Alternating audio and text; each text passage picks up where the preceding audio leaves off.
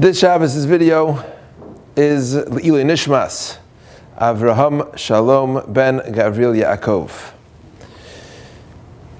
A special man, a man who came from Baghdad to Burma and made his way to Queens and settled here and kept his Messiah alive. To that we give recognition.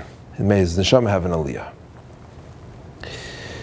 Moshe Rabbeinu uses a lashon of tefillah in this week's parsha, which he doesn't use again, and in a pretty odd context. Let me explain. There are 10 lashonos of tefillah, 10 different types of prayer. The first one is referred to as bitzur, which is when you're in an eis sarah, something's difficult, and you daven to Hashem. The next level is shava. Shava saniyim ata tishma. Shava is a prayer, but it's a tefillah when you're feeling it. You're a little more, you're passionate about it.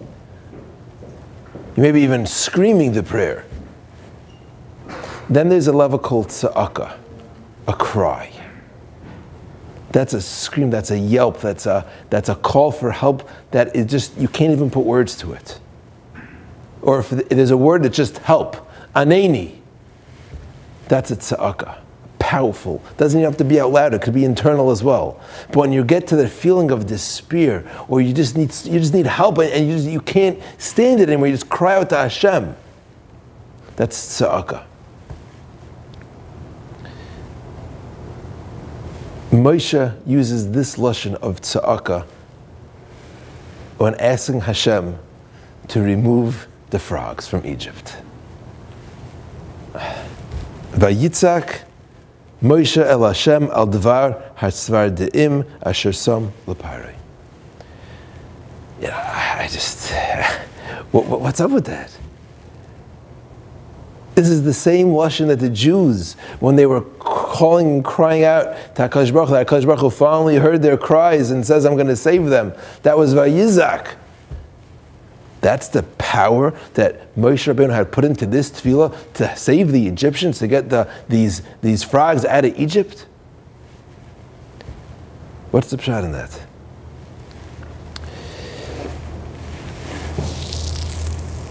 There's an interesting Gemara in Psachim that tells us something about some of these frogs. And the Pasuk actually says it.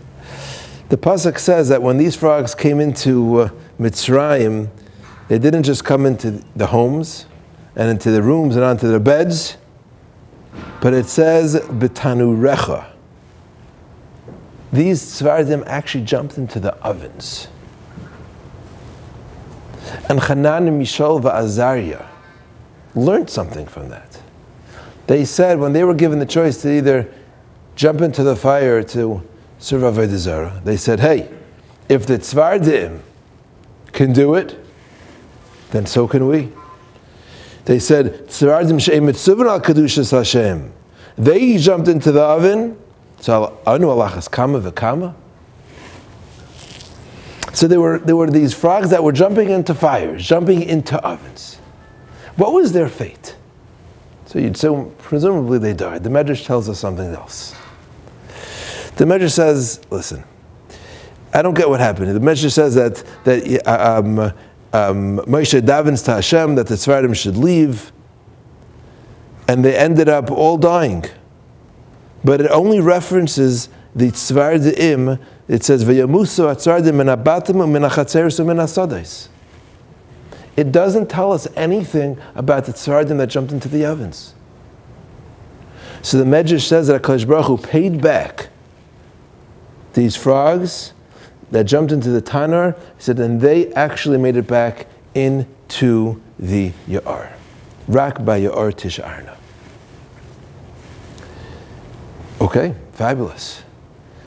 The same thing happened with Hanan, Mishael, Azariah. They were Moser Nefesh, and they ended up living, just like those frogs. So Uziel Malevsky, in the Sefer Ner Uziel, he darshans a little bit. And he says, you know why Moshe Rabbeinu needed a tza'aka here? This form of tefillah, that it comes straight from the heart. He said it wasn't for the frogs. It wasn't for the Mitzrayim. It was for those like Hanan, Mishal, Azariah, those who learned the lesson from the frogs throughout the ages, the Mesiras Nefesh that the Yidden had. When they would cry out, Moshe was saying, Tza'aka, for those that are going to be Meiser Nefesh, HaKadosh Baruch Hu, help. And if they don't make it, at least their kids should make it. And they should have Olam Haba, they should have what they deserve. The Tza'aka wasn't for the frog, it wasn't for the Mitzrayim, it was for us. For our Mesiras Nefesh, for our giving up for HaKadosh Baruch Hu, to become great, big people. Avram Shalom ben Gavril Yaakov was Meiser Nefesh. He came here with nothing. What did he have? From Burma to Queens, he couldn't even speak the language. He died, he could barely speak English.